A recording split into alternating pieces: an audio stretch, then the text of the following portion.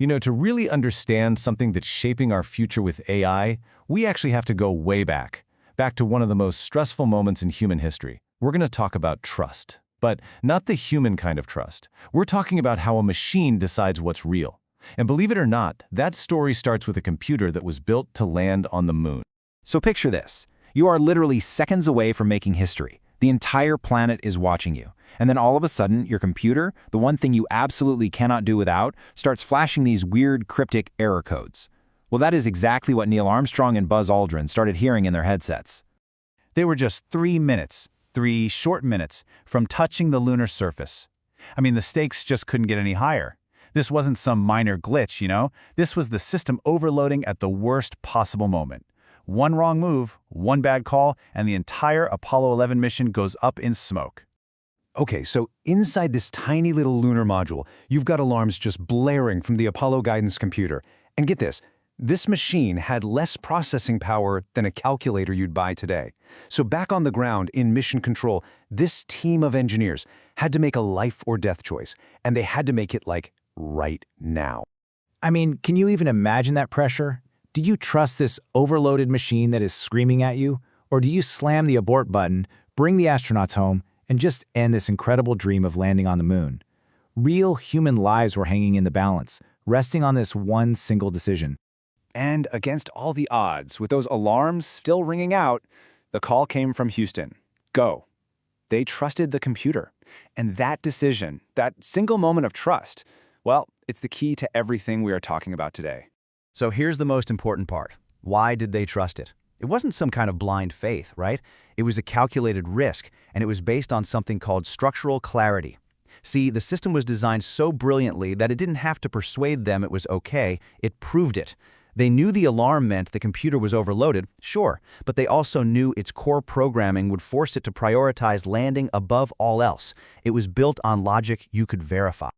And that right there, that is the perfect bridge to today. That same kind of life or death logic from 1969, it's pretty much the exact same logic that modern AI systems are using every single time they come across your brand online. They are looking for that exact same thing, structural clarity. So this brings us to what we call machine trust. Now, this isn't a feeling. It has nothing to do with emotion or being convinced of something. No, it's a cold, calculated, measurable score of how reliable you are. A score that an AI assigns to an entity, like your business or your personal brand, based purely on clear, consistent, and verifiable signals. And what I love about this slide is how it just lays out the difference so starkly. We humans, we build trust on things like emotion, persuasion, a good story. Machines? Oh, they couldn't care less about any of that. For them, trust is all about cold, hard verification, structure, and clarity. It's a completely different ballgame. So what this means is that every single time an AI, whether it's Google or ChatGPT or something else, encounters your brand, it's running this quiet little verification process in the background. It's constantly checking up on you, constantly evaluating. It's basically asking, are you for real? Are you who you say you are? Which, of course, leads us to the billion-dollar question, right? If it doesn't care about how great your marketing story is, how in the world does an AI actually decide if your brand is trustworthy enough to recommend or even to remember that you exist? Well, it runs this 4-stage loop. First up, entity detection. Can it even tell what you are? Is it clear you're a distinct thing? If not, you're just noise. Step 2, signal verification. Does what you claim on your website match what's on your LinkedIn profile? Does it match everywhere else? Then, step 3 is the consistency check. Are you stable over time, or are you constantly changing your story? And finally, after all that comes trust assignment. Based on what it found, it decides whether to cite you or just toss you in the digital trash bin. Okay, so that all sounds a little scary, I know. But here's the good news. How do you solve it? See, you don't earn machine trust the way you earn it from a person. You have to engineer it. And it all starts with building a structurally clear identity. And this is something you can actually do yourself. So let's work through 4 really practical, actionable steps you can take to start engineering that trust for your own brand, like right now. All right, number 1, define your entity. Get it down to one crystal clear, citation-ready sentence.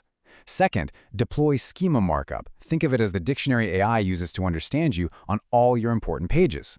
Third, you got to audit yourself. Are your bios, your taglines, your descriptions identical everywhere? And I mean identical. And fourth, build and name your own repeatable framework or methodology. This gives the AI something solid it can latch onto and actually cite.